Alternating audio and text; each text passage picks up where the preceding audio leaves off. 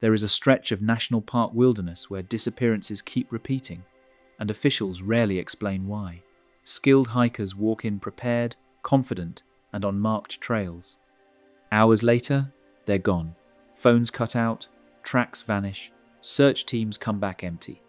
Maps now show the same corridor appearing in case after case. No warning signs, no public alerts. Why is this place being avoided in silence? And what keeps happening inside it? The corridor trails that rangers keep updating. In Grand Canyon National Park, the term corridor trails has a specific meaning. The park uses it for the main maintained routes that carry most foot traffic between the rims and the inner canyon. On the south rim, the Bright Angel Trail and the South Kaibab Trail form the common descent lines. On the north rim, the North Kaibab Trail continues the same corridor toward Phantom Ranch. The label appears in park notices because these trails hold the densest use and the highest need for timely updates. From the rim, the corridor can look controlled. The first miles are engineered, signed, and familiar to many visitors. Farther down, the canyon behaves like a stacked set of climates rather than a single landscape. The park's key hiking messages page states that temperature increases about 5.5 degrees Fahrenheit with each 1,000 feet of elevation lost. And it notes that summer highs at Phantom Ranch can average about 30 degrees Fahrenheit warmer than on the rims. Those statements sit beside updates that are more immediate. In a winter hazard entry dated Tuesday, January 27, the park described inner canyon trails as snow-packed and icy, with the upper 2 miles of the South Kaibab and Bright Angel trails singled out. The entry recommended foot traction and trekking poles. It read like a surface report, written to be checked and then checked again before a descent. The clearest instruction arrives during heat. On the 5th of June, 2024, Grand Canyon National Park issued a summer safety news release tied to a National Weather Service excessive heat warning. It gave a specific window from 8 a.m. Thursday, June 6 to 8 p.m. Friday, June 7, and it applied the warning to areas below 4,000 feet, including Phantom Ranch and Havasupai Gardens. Forecast temperatures in the shade were listed between 105 degrees Fahrenheit and 111 degrees Fahrenheit. The park recommended not hiking below the rim during the warning. That release also put rescue capacity into the record. It noted that efforts to assist hikers may be delayed during summer because of limited staff, the number of rescue calls, employee safety requirements, and limited helicopter flying capability during periods of extreme heat or inclement weather. The line was not framed as a threat. It was a statement of how response works when conditions and resources do not match. In the corridor, closures are described by endpoints and dates rather than broad warnings. On the key hiking messages page, an ongoing closures section lists conditions effective as of the 3rd of February 2026. It states that the Plateau Point Trail is closed from the Tonto Trail Junction to Plateau Point through the 30th of June 2026. It lists the River Trail east of River Rest House closed to the South Kaibab Trail Junction through the 30th of June 2026. And it states that the Silver Bridge remains closed through the 30th of June 2026. The same update shows what remains open, and it does so in segments. It lists the South Kaibab Trail open from the South Kaibab Trailhead to Phantom Ranch. It lists the Bright Angel Trail open from the Bright Angel Trailhead to River Rest House. It also lists Phantom Ranch, Bright Angel Campground, and the North Kaibab Trail from Phantom Ranch to the Clear Creek Trail Junction as open. A separate line explains that a lower section of the North Kaibab from the Clear Creek Trail Junction to the Lower Ribbon Falls turnoff is scheduled to reopen on Wednesday, the 4th of March 2026. Water is treated as a variable, not a promise. The park states that water statuses for the corridor trails can change suddenly due to breaks in the water line and it advises day and overnight hikers to carry water treatment options.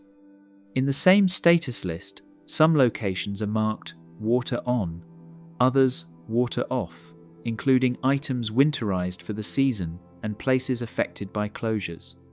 In that February 2026 snapshot, the South Kaibab trailhead is listed as off due to a water pipeline break. A different kind of disruption comes after fire, when the landscape changes how it holds and releases water.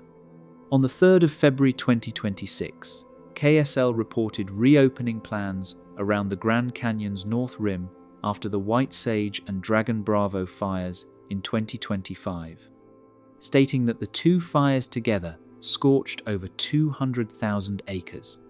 The report described a planned reopening of a North Kaibab trail segment on the 4th of March 2026, while noting that parts of the trail north of Ribbon Falls would remain closed until conditions and maintenance are reviewed. The same report tied the corridor to flash flooding risk in practical terms. It said visitors should monitor weather because of an elevated risk of flash flooding near the fire's burn scar, and it reported that about a dozen watersheds draining into the Colorado River were affected. It described new stream and precipitation gauges installed in the Bright Angel Creek area and said park officials created a new evacuation and alert plan for the North Kaibab Trail corridor and the Phantom Ranch area.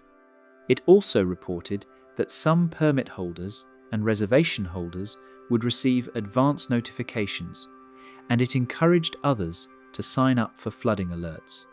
Across these notices, the corridor is not framed as a puzzle.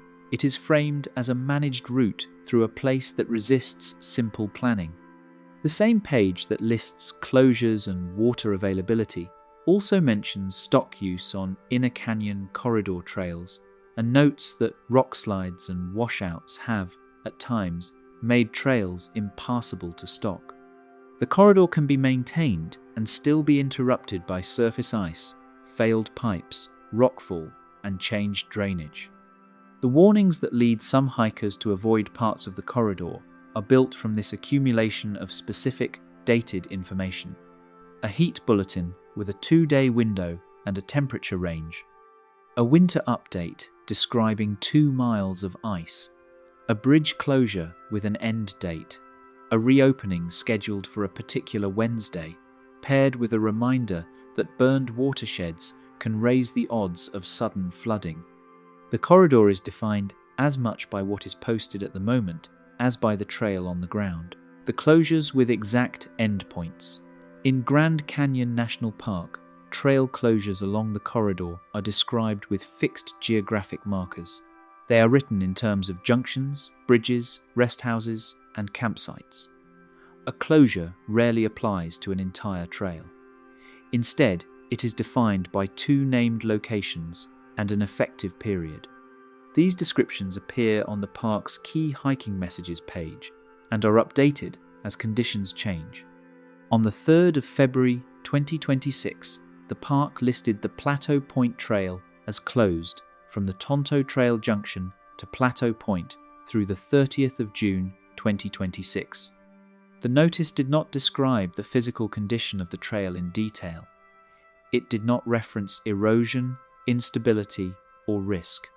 It only specified the affected segment and the date through which the closure would remain in effect. The same format appears in other corridor restrictions. In the same update, the river trail east of River Rest House was listed as closed to the South Kaibab Trail Junction through the 30th of June 2026. This section runs parallel to the Colorado River and connects the Bright Angel Trail area to the lower portion of the South Kaibab Trail. Hikers traveling between those 2 routes are required to reroute when this segment is closed. The closure notice does not provide alternative paths. It assumes the reader understands the trail network. The Silver Bridge closure was also listed through the 30th of June to 2026. The Silver Bridge is one of 2 pedestrian bridges that cross the Colorado River near Phantom Ranch. When it is closed, foot traffic must use the Black Bridge upstream. The The closure affects both day hikers and overnight users. It also affects park staff, mule trains, and maintenance crews who move through the area. These bridge closures are often tied to infrastructure projects. The National Park Service periodically replaces decking, cables, and support components. In some cases, closures are connected to waterline replacement projects, since major pipelines follow the same corridor routes. Public notices rarely combine these details into a single explanation. Instead, they appear as separate updates. Open segments are listed alongside closed ones. On the same February 2026 page, the park stated that the Bright Angel Trail was open from the Bright Angel Trailhead to River Rest House. River Rest House sits approximately halfway between the rim and the river. Below that point, access was limited by the river trail closure and bridge restrictions. This meant that hikers could descend partway, but could not complete the full route using Bright Angel alone. The South Kaibab Trail was listed as open from its trailhead to Phantom Ranch. Unlike Bright Angel, South Kaibab has no water stations and fewer shaded rest areas. Even when fully open, it is subject to seasonal advisories. During partial closures elsewhere, it sometimes becomes the only direct rim-to-river route available to the public. The North Kaibab Trail status was divided into sections. In early 2026, the park listed it as open from Phantom Ranch to the Clear Creek Trail Junction. Beyond that point, toward Ribbon Falls and the North Rim, portions were scheduled for reopening on the 4th of March 2026. The reopening date was presented as a plan rather than a guarantee. It reflected maintenance progress and post-fire assessments. These segmented notices are common after major environmental events. In 2025, the White Sage Fire and Dragon Bravo Fire burned large areas north of the Colorado River. According to reports from Utah-based outlet KSL in February 2026, more than 200,000 acres were affected. Portions of the North Kaibab corridor passed through burned watersheds. After the fires, erosion patterns and drainage behavior changed. As a result, reopening decisions were made section by section. Some stretches were cleared and stabilized earlier than others. Others required continued inspection.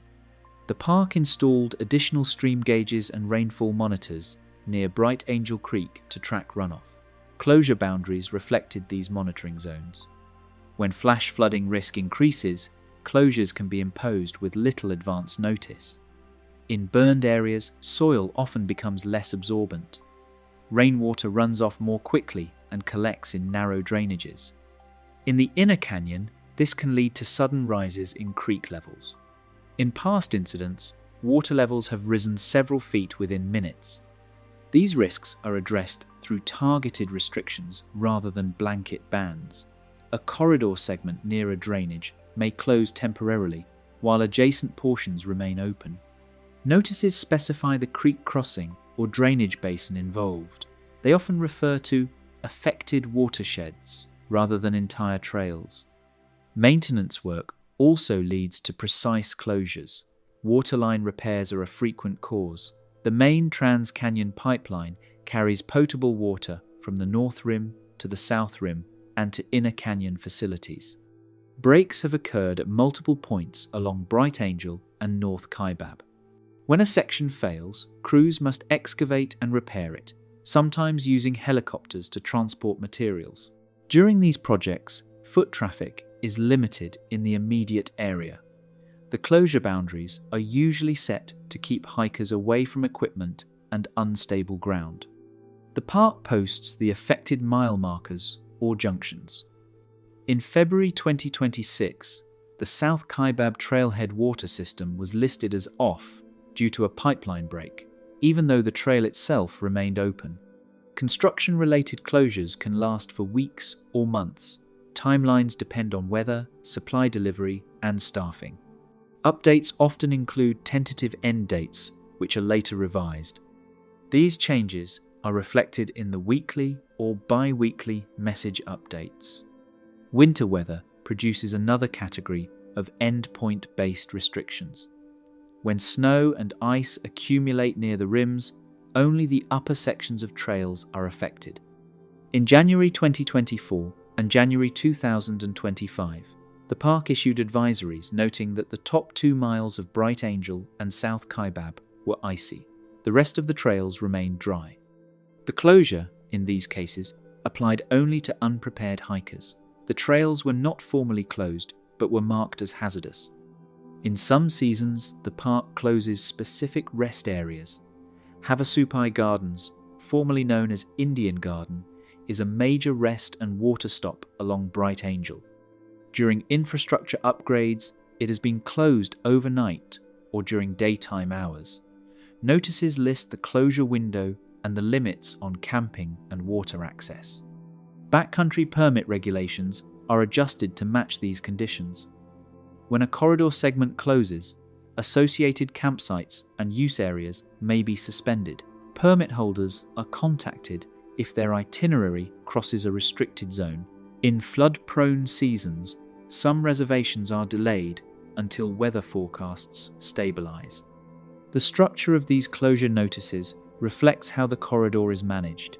Each junction, bridge, and facility functions as a reference point. Updates are built around those points.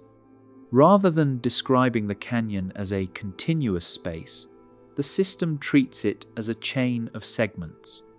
This approach allows flexibility. One part can reopen while another remains restricted. It also requires hikers to interpret multiple notices at once. A route may be open in principle, but blocked in practice by a bridge closure, a water outage, or a fire-related restriction. Over time, these exact endpoints become familiar to frequent visitors.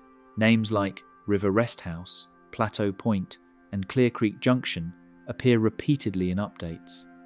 They serve as anchors for changing conditions. The corridor is navigated not only by foot, but by reference to these administrative boundaries. Heat bulletins and temperature thresholds. In the Grand Canyon corridor, heat warnings are issued using defined elevation levels, forecast ranges, and time windows. These notices are published through National Park Service news releases, website updates, and visitor center postings. They are coordinated with National Weather Service advisories and are adjusted as forecasts change. The language used in these bulletins is standardized and focused on measurable conditions. One commonly referenced threshold is 4,000 feet above sea level. Areas below this elevation include Phantom Ranch, Bright Angel Campground, Havasupai Gardens, and much of the Inner Canyon corridor. When forecasts indicate extreme heat at these levels, warnings are typically applied only to zones beneath that boundary. Rim areas, which sit between 6,800 and 8,200 feet, are usually excluded from the same advisories. On the 5th of June 2024, Grand Canyon National Park issued a summer safety release in response to an excessive heat warning. The notice specified that the warning would be in effect from 8 a.m. on June 6 until 8 p.m. on June 7. It stated that temperatures in the shade below 4,000 feet were expected to reach between 105 and 111 degrees Fahrenheit. The release advised visitors not to hike below the rim during that period.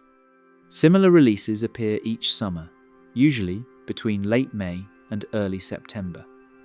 They are timed to coincide with prolonged high-pressure systems over the southwest.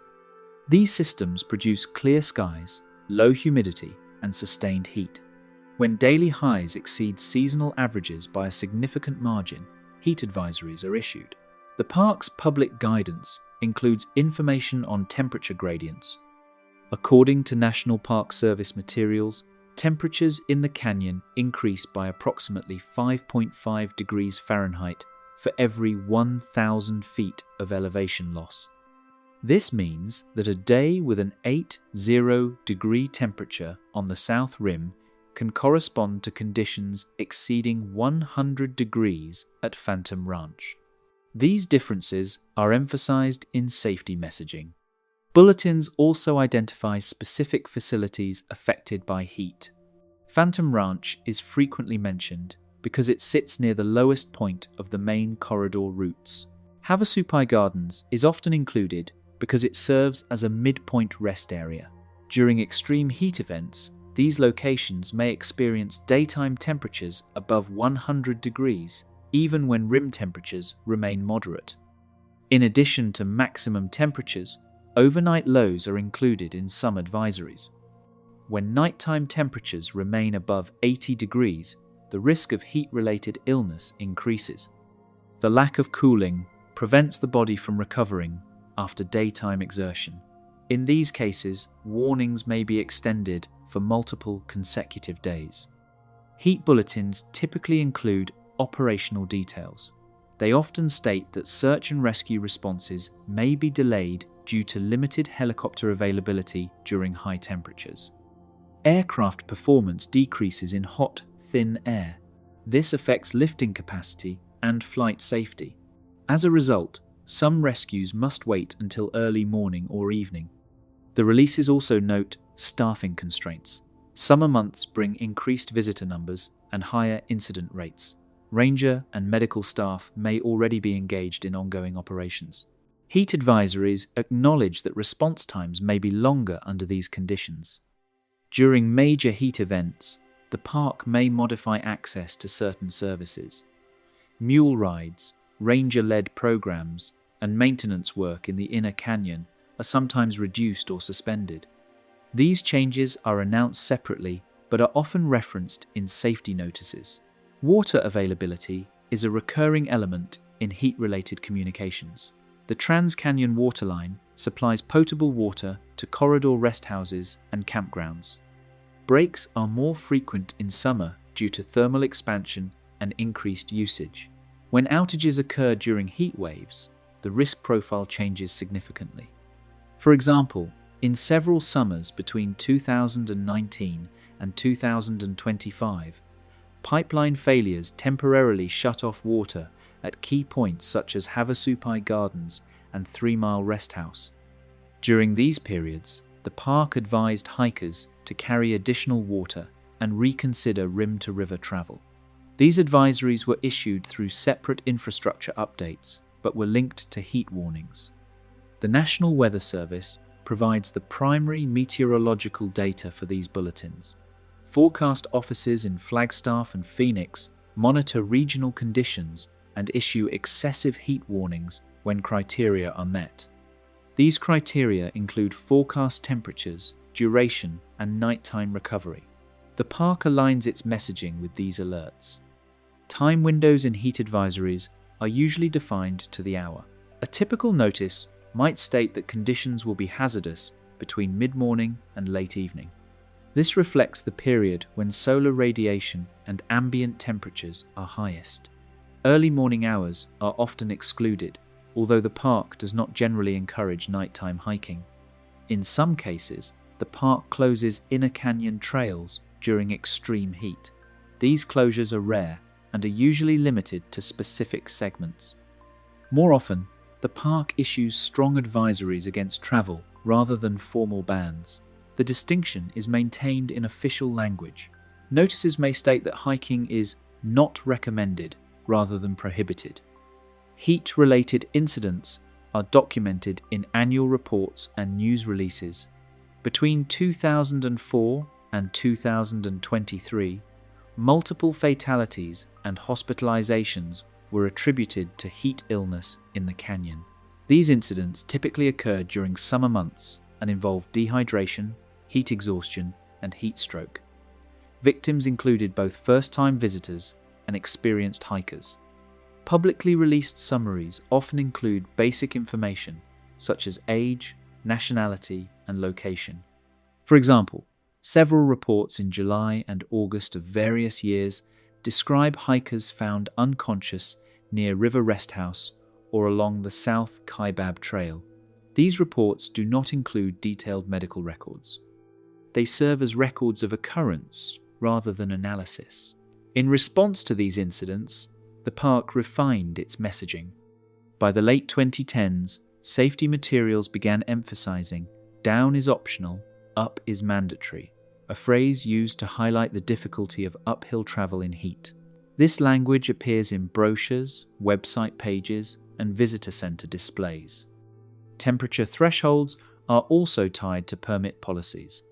During prolonged heat events, the park may delay the release of certain backcountry permits. Group sizes may be restricted in inner canyon zones. These adjustments are communicated through the backcountry office and are reflected in online reservation systems. The heat bulletin system is integrated with signage inside the park. Electronic message boards near trailheads display current warnings. Printed notices are posted at permit offices and shuttle stops. These postings are updated as new forecasts arrive. Trailhead signage often includes thermometers and heat risk charts. At the South Kaibab and Bright Angel trailheads, visitors can see real-time rim temperatures alongside projected inner canyon values. These displays are intended to provide immediate context for conditions below. In years with prolonged drought, heat advisories may be more frequent. Reduced soil moisture and sparse vegetation increase surface temperatures. In combination with high-pressure systems, this leads to extended periods of extreme heat. From 2020 through 2024, the Southwest experienced multiple summers with above-average temperatures, reflected in the frequency of canyon warnings. The structure of these bulletins remains consistent. Each includes the effective dates and times, the affected elevation zones, expected temperature ranges, operational impacts, and general safety guidance. The format allows visitors to compare current conditions with previous advisories. Over time, these notices form a record of seasonal patterns. Summer heat warnings recur with similar language and thresholds. What changes are the specific dates, forecast values, and infrastructure conditions. The corridor's exposure to heat is managed through this system of recurring data-based updates. Water systems and pipeline failures. The Grand Canyon Corridor relies on a single primary potable water system known as the Trans-Canyon Waterline. This pipeline transports water from Roaring Springs on the North Rim to facilities on both rims and within the Inner Canyon. It supplies Phantom Ranch, Bright Angel Campground, Havasupai Gardens, rest houses, ranger stations, and visitor services. The system has operated in various forms since the mid-20th century and remains the park's main water infrastructure. Water from Roaring Springs is collected through a series of tunnels and diversion structures. It then enters the pipeline near the North Kaibab Trail.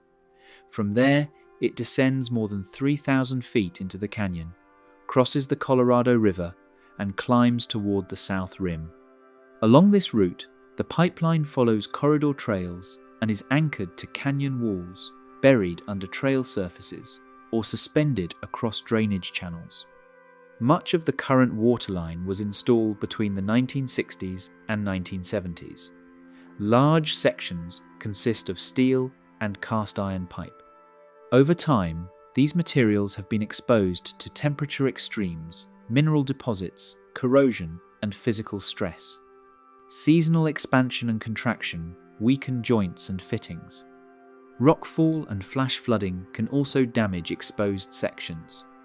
According to National Park Service maintenance reports and public infrastructure updates, the pipeline experiences multiple failures each year.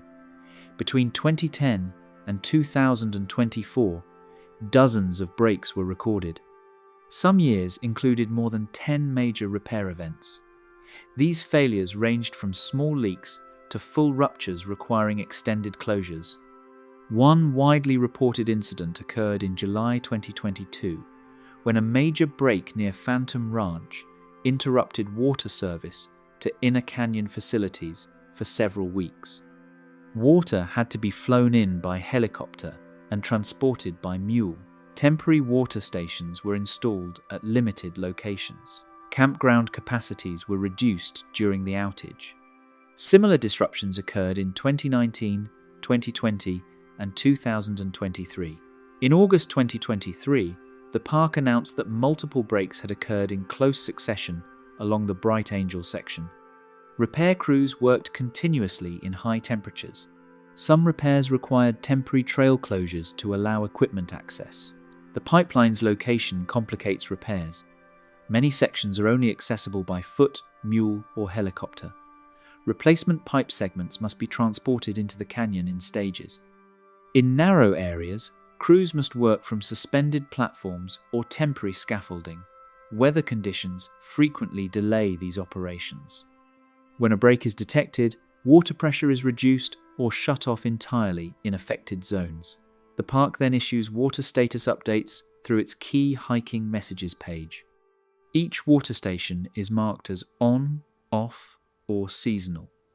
These statuses are updated as repairs progress. For example, in February 2026, the South Kaibab trailhead was listed as having water turned off due to a pipeline break. At the same time, water was available at Phantom Ranch and Bright Angel Campground. This meant that hikers starting on South Kaibab could not refill before descending.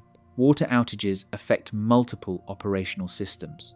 Restrooms, kitchens, lodging facilities, and maintenance shops depend on the same supply.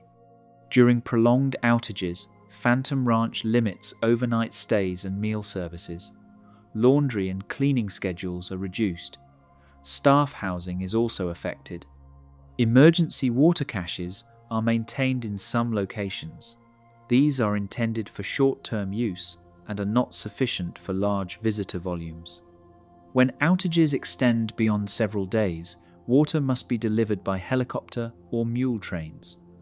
These operations require coordination with flight schedules and weather conditions. In response to repeated failures, the National Park Service initiated a comprehensive waterline replacement project. Planning documents released in the early 2020s outlined a phased replacement of the aging pipeline. The project involves installing new high-density polyethylene and stainless steel segments. Construction began in stages between 2022 and 2024. Work zones were established along Bright Angel and North Kaibab. Temporary bypass lines were installed in some areas to maintain partial service. These construction activities led to periodic trail and facility closures. The replacement project is scheduled to continue through the late 2020s. According to park announcements, full system modernization may take more than a decade. Funding comes from federal infrastructure programs and park-specific allocations. Cost estimates exceed several $100 million.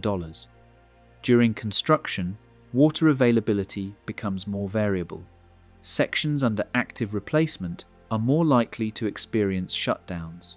Notices often specify whether outages are planned or unplanned. Planned outages are usually announced several days in advance. Unplanned breaks are reported as soon as they are confirmed.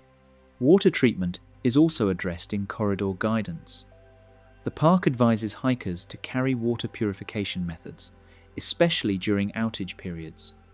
Natural water sources such as Bright Angel Creek and Garden Creek are not consistently safe for direct consumption. Seasonal runoff, wildlife activity, and sediment affect water quality. Maintenance records show that winter conditions also contribute to failures. Freezing temperatures near the rims can cause pipe cracking. Ice accumulation may shift exposed segments. In January and February, crews often monitor vulnerable sections closely and perform preventative drainage. The pipeline's crossing of the Colorado River is another critical point. Specialized supports and anchoring systems hold the line in place. Inspections are conducted regularly. During periods of high river flow, additional monitoring is required. Pipeline status influences permit decisions and visitor advisories. When multiple water stations are offline, the backcountry office may restrict corridor permits. Day hikers are advised to limit travel distances.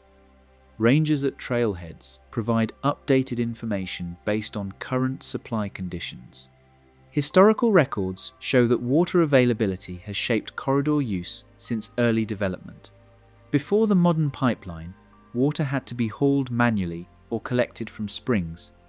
Early tourist facilities were limited by supply.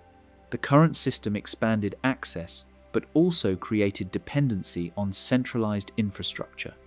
Annual visitation statistics reflect the impact of major outages. In years with extended water disruptions, overnight stays at Phantom Ranch decrease. Mule ride schedules are adjusted. Some guided programs are suspended. The pipeline is documented in engineering reports, environmental assessments, and congressional funding proposals. These documents describe its age, vulnerability, and replacement priorities. They also outline long-term goals for reliability and redundancy. Despite modernization efforts, the corridor remains dependent on a single main supply route. Secondary backup systems are limited. As a result, water status remains a central element of daily operations and safety messaging. Pipeline failures are treated as infrastructure events rather than emergencies unless combined with heat, injury, or flooding. Notices focus on service availability and repair progress. They do not include projections beyond stated timelines. Over time, water system updates have become a routine part of corridor communication. Visitors planning multi-day trips are advised to check these updates repeatedly. Conditions can change within days or hours. The structure of these notices mirrors other corridor advisories. Each identifies the affected segment, the current status, and the expected restoration window. Together, they form a continuously updated record of the corridor's operational limits, wildfire scars, and flood monitoring zones. Wildfires have become a recurring influence on corridor management in Grand Canyon National Park. When large fires burn in watersheds that drain toward the Colorado River, they change how rainwater moves across the landscape. Vegetation loss, soil alteration, and debris accumulation affect runoff patterns. These changes are tracked through monitoring systems and reflected in trail advisories. Two major fires in 2025, the White Sage Fire and the Dragon Bravo Fire, burned extensive areas north of the Colorado River. According to reports released in early 2026, the combined burn area exceeded 200,000 acres. Portions of the North Kaibab drainage, including tributaries feeding Bright Angel Creek, were affected. Several sections of the corridor pass through or below these burned zones. After a wildfire, soil often becomes hydrophobic. Heat alters organic compounds in the ground, creating layers that repel water. Instead of soaking into the soil, rainfall flows rapidly across the surface. This increases the speed and volume of runoff, entering creeks and side canyons. In narrow drainages, water levels can rise quickly. In response to these conditions, the National Park Service designates flood monitoring zones. These zones correspond to specific watersheds and creek systems. In the corridor, the most closely monitored areas include Bright Angel Creek, Garden Creek, and tributaries near Ribbon Falls. These waterways intersect with major trail segments and infrastructure. Following the 2025 fires, the park installed additional stream gauges and precipitation sensors. These instruments measure rainfall intensity, creek depth, and flow rates. Data is transmitted in near real time to park operations centers. When readings exceed preset thresholds, alerts are issued internally and, in some cases, to the public. KSL reported in February 2026 that new gauges had been placed in the Bright Angel Creek area as part of a revised flood warning system. The report stated that approximately a dozen watersheds feeding into the Colorado River were under enhanced monitoring. It also noted that a new evacuation and alert plan had been developed for the North Kaibab Corridor and Phantom Ranch. Flood risk in burned areas differs from risk in unburned terrain. In intact forests, vegetation slows water movement and stabilizes soil. After fire, slopes may shed rocks, ash, and tree debris. This material can form temporary dams in side channels. When these dams fail, sudden surges occur downstream. In the inner canyon, such surges can affect bridges, campsites, and trail crossings. The river trail, portions of Bright Angel, and lower sections of North Kaibab are particularly exposed. These routes often follow creek banks or cross-drainage channels. During flash floods, water can overtop trails and erode tread surfaces. Historical records show that flooding has periodically disrupted corridor travel. In September 2004, a major storm system caused widespread flooding in the canyon. Trails were damaged, bridges were buried in sediment, and Phantom Ranch was temporarily isolated. Subsequent repairs took several months. Similar, smaller-scale events occurred in 2010, 2018, and 2021. After the 2025 fires, park hydrologists conducted watershed assessments. These studies mapped burn severity, slope gradients, and soil conditions. Areas with high burn intensity and steep slopes were classified as high-risk zones. Closure boundaries and reopening schedules were adjusted based on these findings. For example, in early 2026, portions of the North Kaibab Trail north of Ribbon Falls remained closed even after other sections reopened.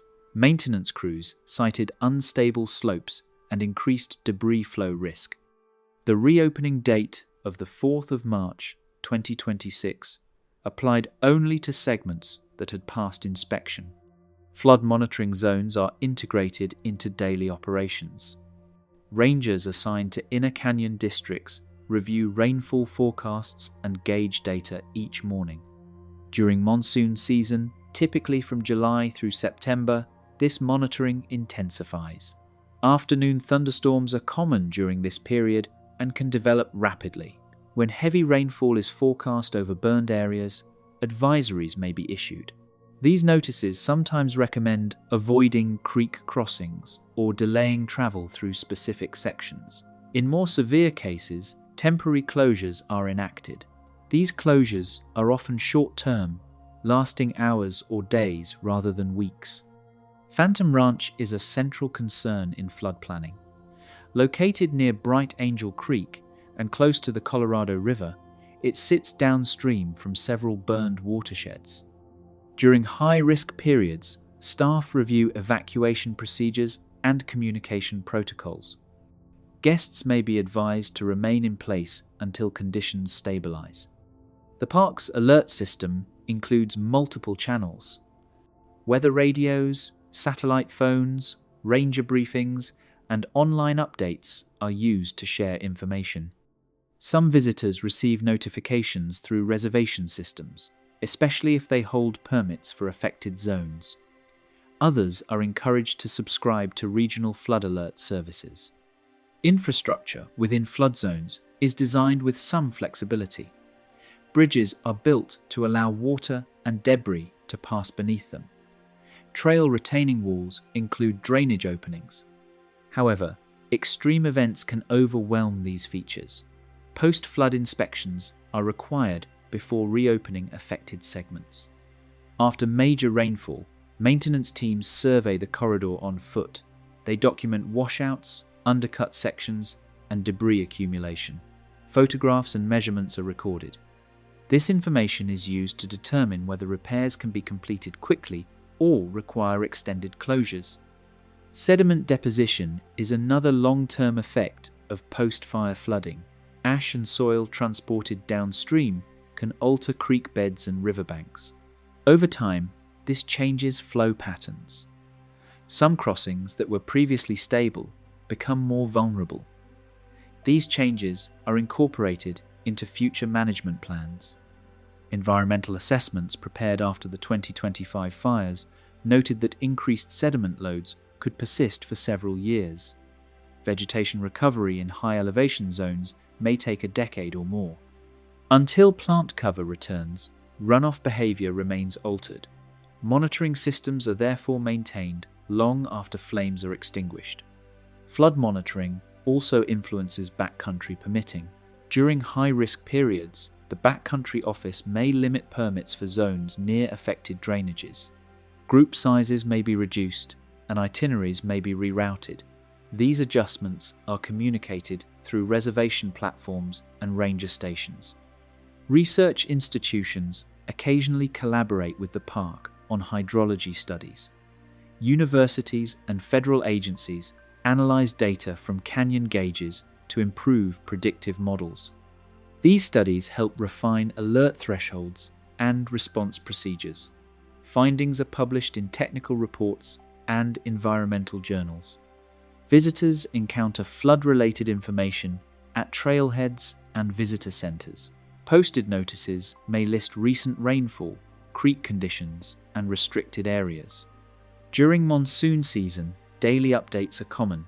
Rangers also provide verbal briefings to hikers beginning long descents. Over time, wildfire scars and flood zones become part of the corridor's administrative landscape. Names of burned watersheds appear in internal reports and public notices. These designations guide maintenance schedules, staffing assignments, and emergency planning. The system does not aim to eliminate flood risk.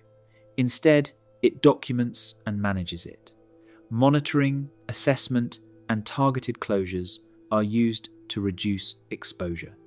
Conditions are reviewed continuously as landscapes recover and weather patterns shift. The corridor's vulnerability to flooding reflects broader environmental trends. Increased wildfire frequency and changing precipitation patterns affect drainage behavior. Park records from the past 2 decades show a gradual rise in fire-related closures and flood advisories. Each monitoring zone represents a specific interaction between terrain, vegetation, and climate. These interactions are tracked through instruments and field surveys. The resulting data shapes daily access decisions. Through this process, wildfire scars remain relevant long after visible damage fades. Burn boundaries may be mapped for years. Their influence persists in runoff measurements and closure notices. The corridor is managed with these long-term effects in view: rescue limits and response delays. Search and rescue operations in the Grand Canyon corridor are managed by the National Park Service in coordination with regional emergency agencies.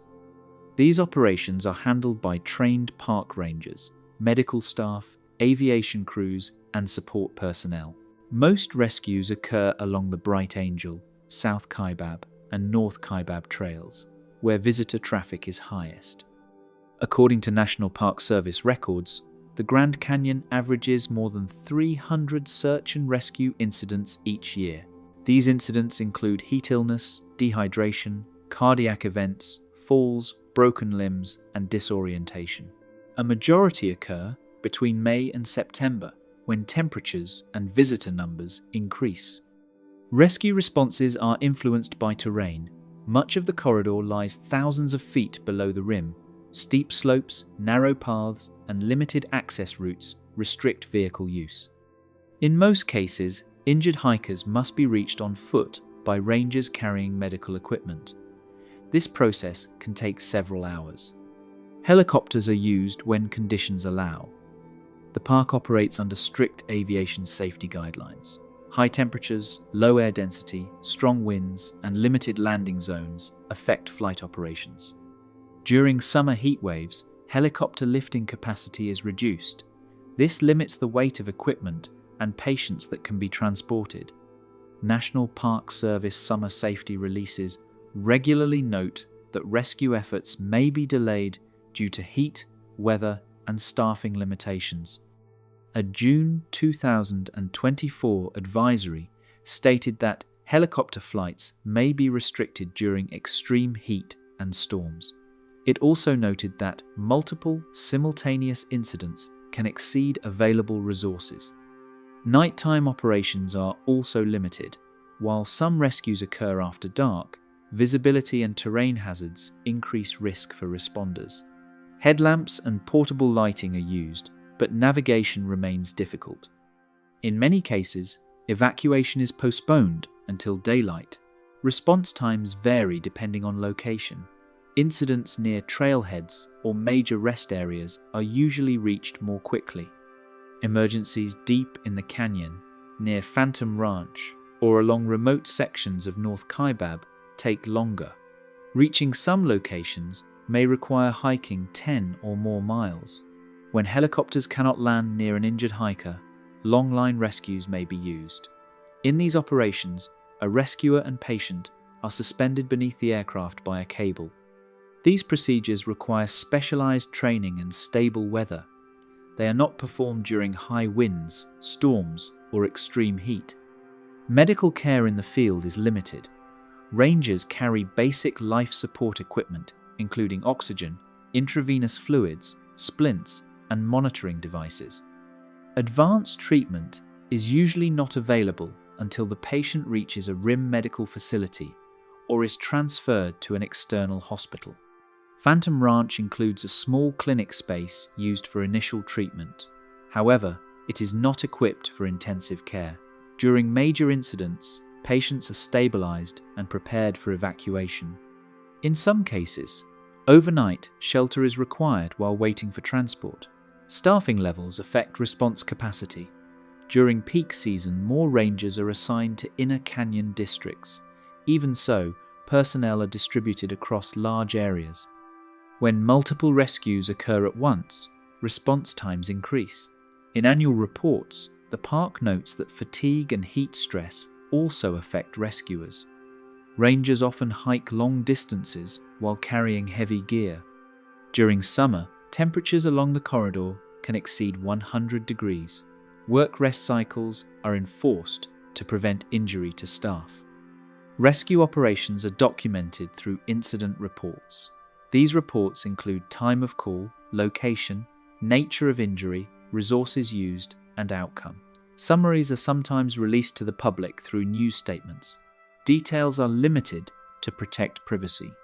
Between 2010 and 2023, multiple fatal incidents were recorded each year. Causes included heat stroke, cardiac arrest, falls, and accidental drowning. Many victims had begun their hikes during daytime heat or underestimated travel times. In July 2021, a widely reported case involved a hiker who collapsed near River Rest House. Temperatures exceeded 100 degrees. Rangers reached the individual after several hours, but resuscitation was unsuccessful. Similar incidents were reported in subsequent summers. Response delays are not always caused by distance. Weather can halt operations. Thunderstorms, lightning, and flash flooding make some areas inaccessible. During monsoon season, rescue teams may wait for water levels to recede before proceeding. Wildfire smoke also affects aviation. Reduced visibility can ground helicopters. During the 2025 fire season, some rescue flights were postponed due to smoke conditions north of the river. Communication limitations contribute to delays. Cell phone coverage is unreliable in most of the canyon. Emergency calls are often placed from limited reception points near the rims. In some cases, hikers must travel several miles to report an incident. The park uses radio repeaters and satellite phones to coordinate operations.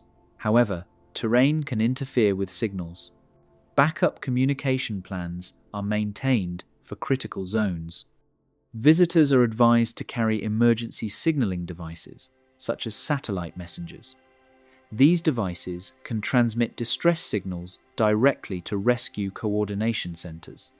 Use of such devices has increased since 2018 and has improved notification times in some cases. Despite this, early notification does not guarantee rapid evacuation. Once an alert is received, teams must still travel to the site.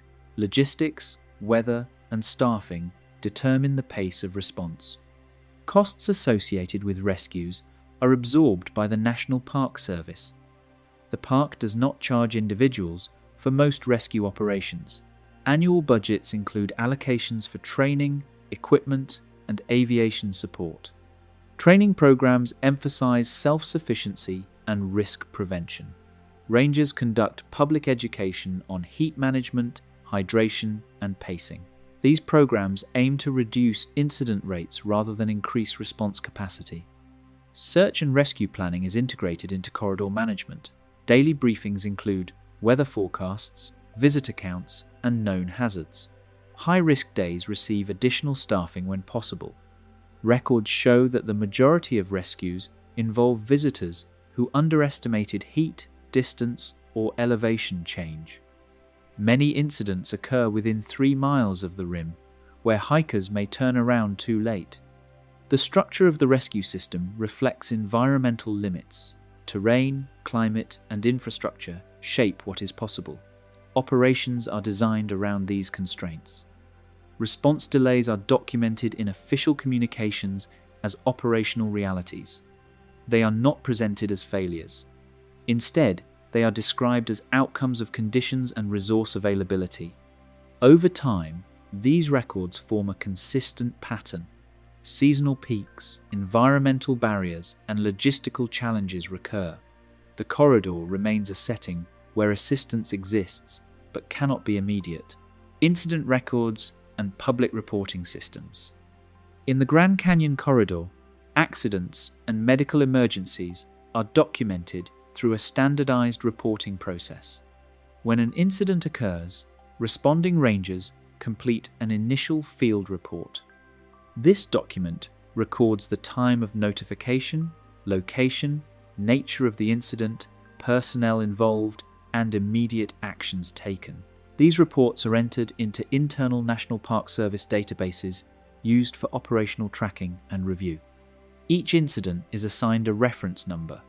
This number links field notes, radio logs, medical assessments, and transportation records.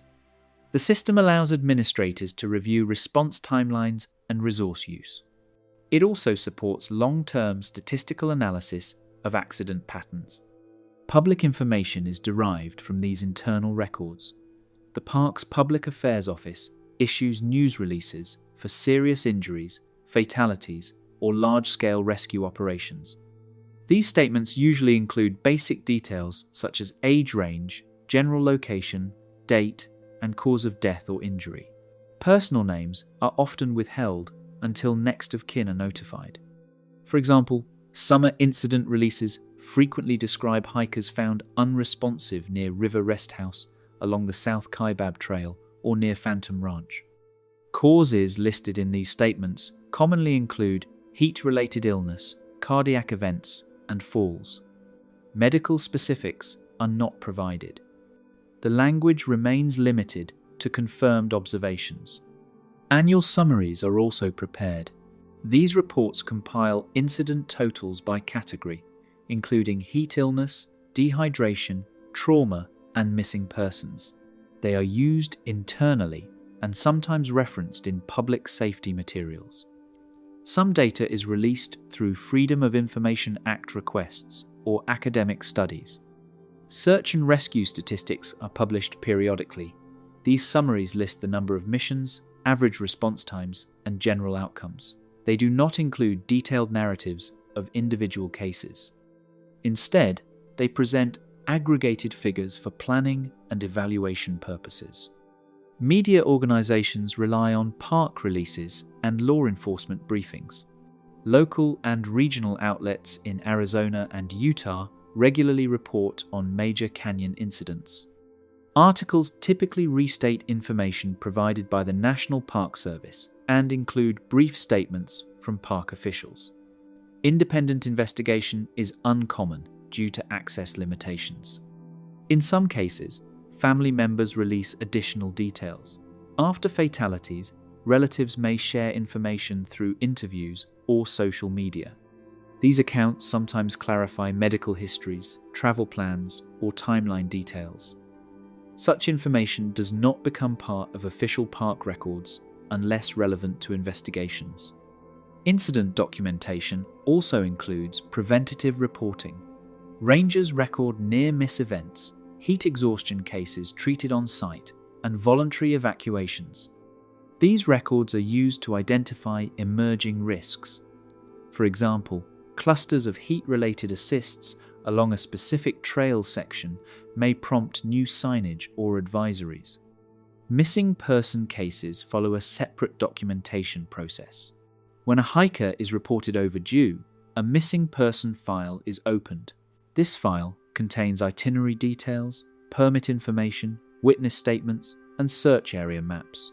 Updates are released publicly only when searches become prolonged or involve large resources. The park maintains cooperation agreements with county sheriffs and medical examiners. Fatalities are investigated under state jurisdiction. Autopsy results and official death certificates are handled by county offices. The National Park Service references these findings in its records, but does not publish them in full. Digital archiving has expanded access to historical incident data. Many reports from the 1990s and early 2000s have been digitized.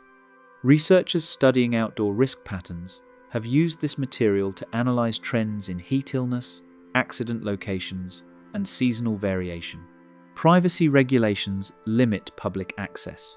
Medical records, personal identifiers, and family communications are protected. Even when incidents receive national media coverage, official releases remain brief. This policy is intended to balance transparency with legal and ethical obligations. Public reporting systems are also used for real-time updates. During large rescues or evacuations, the park posts status information on its website and social media channels. These updates focus on trail closures, access restrictions, and service disruptions rather than individual conditions. After-action reviews are conducted internally for major incidents. These reviews examine coordination, equipment use, and decision-making processes. Recommendations may lead to revised procedures or additional training. Summaries of these reviews are not typically released. Over time, incident records form a cumulative reference. Patterns emerge in location, season, and cause. These patterns inform staffing plans, educational materials, and infrastructure investments. However, they are presented publicly in general terms.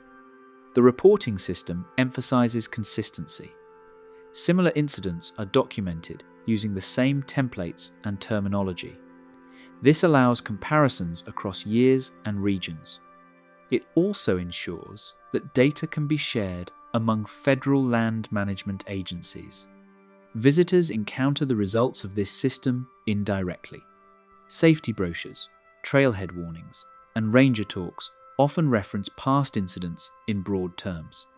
Specific cases are rarely named. The focus remains on general conditions rather than individual stories. Through these records and releases, the corridor's risks are documented in a restrained format. Information is preserved, categorized, and summarized. The system functions as both an operational tool and a public reference, reflecting how accidents and emergencies are formally recorded. If you enjoyed this, support the channel by liking and subscribing, share this with a friend, and tell us what we should explore next. Stay safe, and thanks for watching.